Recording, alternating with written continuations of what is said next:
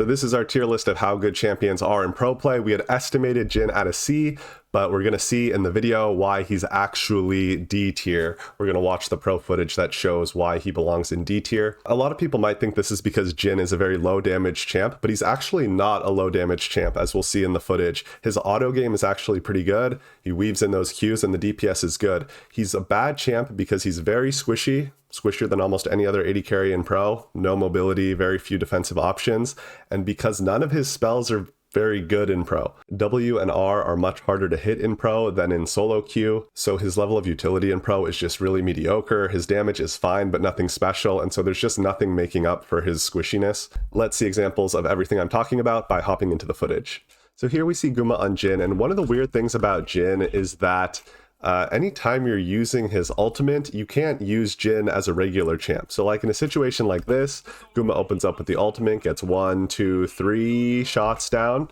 which isn't really that much damage, right? As an alternative to using ultimate here, he could just walk up as this Rift Herald crashes and just kind of be autoing the team instead of using his ultimate, and he might have actually gotten more value done that way. And what we're looking for when we do these tier lists is like, is there anything uniquely powerful about Jhin? Is there anything that he can do that other AD carries can't do? So we'll look at situations like this where it's like, okay, maybe in this situation where the team's running away, Jhin has a unique advantage over other AD carries with this ultimate. He can chase people down, but it's just so hard to hit these in pro that it just doesn't work out kind of the way it does in your head. Here we see the same weird thing where instead of Guma just going in and getting auto damage off, Q damage off, he posts up far away, but then you're capping the amount of impact you have to these 2 or 3 P shooters.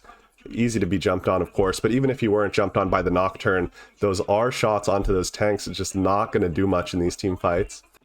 Here you see some of the awkwardness of trying to manage these 4th shots as Jhin. You don't want to waste your 4th shot on a tank, but until you spend the 4th shot, you can't start recharging your ammo. So it's just really hard to go in. Once he finally spends that shot, he has to go back and wait a long time for his next shot. Again, once you're locked into the R, you've kind of capped your DPS is going to be pretty low during the fight. Sometimes you'll see this strategy where they'll use R to try to like soften up the enemy before a team fight, but you see here, even at level 18 full build, the Rs just do not do much. This type of play is probably when Jhin R is the best, when one's running away and you have an ally to help chase them down, then they can help them not dodge your R. If instead of pressing R here, he had just walked up and autoed him, maybe would have gotten the same thing, but at least you see the idea. This is an interesting play by JackeyLove here on Jhin, taking advantage of the fact that Mini Gnar has no hard CC, so he can sacrifice health to the Gnar in order for him to help the team on the other side. I thought this was a pretty creative use of the Jhin. He trades 1 for 1, basically, so I don't know if it was good, but it was creative and interesting, and something that only Jhin could have done. One of the biggest problems with Jhin is just that he has very few defensive capabilities or mobility. So here, almost any other AD carry in pro could get out. Ezreal, Lucian, Xayah, Kai'Sa could dash out, ult out. But Jhin is very, very squishy and vulnerable. No way to get out here. Again, one of the few AD carries where if you're caught out here, you have no defensive capabilities at all. And so Jhin getting caught out here, it's about the worst AD carry you could have. Just gets popped instantly. Which would be fine if he had other strengths to make up for how squishy he is, but he really doesn't, as we'll continue to see. Even though Jhin is presented as this like very high range champ, I think he's actually strongest in situations like this, where he can just weave in the auto attacks, the Q damage, still getting pretty good DPS down here. I think this is where he's best, but at the same time, I feel like a lot of other AD carries would do about as well as the Jhin did here. So even though it's not bad by any means, again, I just don't really understand what unique value we're getting from the Jhin. W is definitely Jin's best ability. Usually it's impossible to hit in pro unless your ally CCs someone up first like this, but if you can get that W, you can see how long it lasts after all this airborne. There's still a second of Jhin root left because it lasts so long, but more often in pro you'll either see the W miss entirely because it's pretty slow, or you'll see it land onto someone who's already chain CC'd and it's kind of redundant. Here we see what I'm talking about, how difficult it is to hit this W right here, lands on nobody, and once again, I wish that the Jhin would just come up and auto, but they go back and they go for the P shooter, very low DPS. I think the pros are playing Jhin wrong when they do this, because his autos are actually, quite powerful. Here again, we see Jhin punished for his low mobility. He has no jump, he has no dash. He flashes out, and that's the end of it. You know that after he flashes, the Jhin has nothing else. We see the Jhin has no way to get out of this equalizer. He only has the cleanse, and so really struggling from that squishiness and lack of mobility. Here we see Jhin is just not part of the fight at all. Yes, you're the only AD carry who can contribute if you're not in the fight at all, but if you're not in the fight at all, it's probably a losing team fight anyway, right? And the R does not compensate for the fact that you don't have the AD carry in the fight. Here we see the awkwardness of using the fourth shot again. Elk wants to make sure he gets the fourth shot off on the carry to get the percent missing health damage, but he has to go way too far up. In order for him to get on the AD carry with that fourth shot, he just walks into everybody and then just dies instantly because Jhin is one of the squishiest AD carries.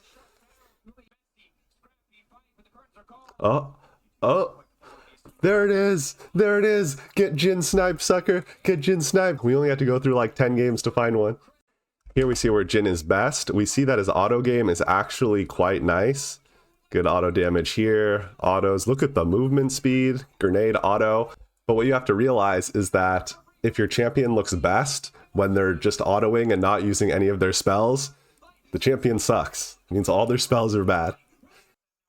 Eyes on the Jhin here, and so we see that he's particularly bad into all these Nocturne games because he has no defensive ability, and so he was particularly bad at Worlds when Nocturne was very in the meta. Here we get a really nice play from GALA here. This is a unique Jhin W because here it actually would be pretty insane for GALA to walk into 3 as Jhin, so it actually is appropriate for him to use his R button here rather than walking up, and it helps him get this kill here.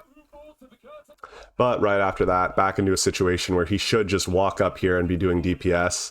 Instead, he goes into P shooter mode and does 2 damage, 5 damage. 300 CS your team has put into you, 3.5 items, and you spend it all on P shooter mode.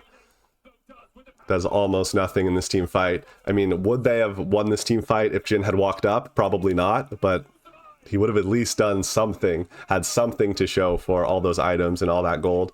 So there he is in D tier. While it's enough in solo queue to just not die and play really far back and land a couple skill shots, in pro play you really need the AD carry to actually put out a ton of damage and be in those fights and be getting value off.